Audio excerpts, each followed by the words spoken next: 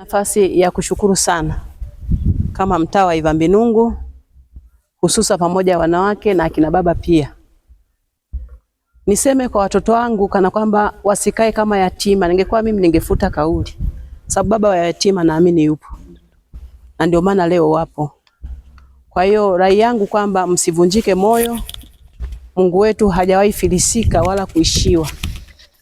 Kwa hiyo tunawiwa, tuna kila sababu ya kuona tunaombwa tuseme nao kwa maombi kwa namna moja ama nyingine.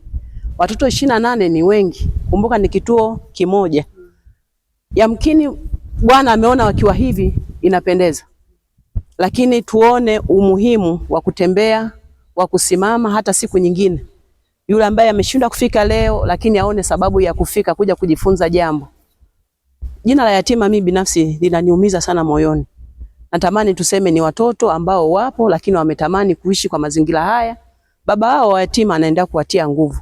Hata tukiwaona tu wana hali nzuri, huwezi ukatofautisha na watoto tuliokuja nao na hao waliopo.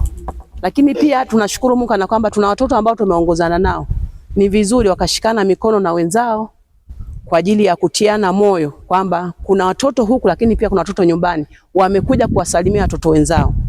Kwa hiyo jukumu kubwa tunalopewa, tunaagizana kana kwamba maombi ndio kila kitu. Hakuna mtu anayeweza kuyafanya haya ila Mungu peke yake ndiye anayeweza. Nishukuru sana kina mama ambao tumeunga mkono kwa ajili ya jitihada hizi.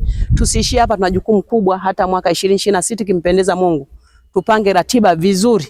Ikiwezekana vituo hivi ni vizuri tukavifikia, kwenda kuwasalimia wapendwa wetu, kwenda kuwatia moyo, kwenda kuwapa nguvu. Lakini kujifunza sisi wa mama ni muhimu kuliko. Inawezekana tuko kule ni matunda yetu haya. Yamkini tunazungumza hapa kuna matunda ambayo yako hapa wewe yalifika hapa wewe bila kujua. Kwa sababu kuna matukio yanatokea kule mitaani. Tunayajua kwa namna moja ama nyingine. Yamkini yale matunda leo yako hapa. Kwa hiyo tukiwa tunatembea hivi unaweza kufika kipindi ukaona kuna umuhimu wa kufanya jambo fulani. Mungu wa mbinguni atubariki, lakini tusiachane, tuendelee kuungana kama mtaa. Amina.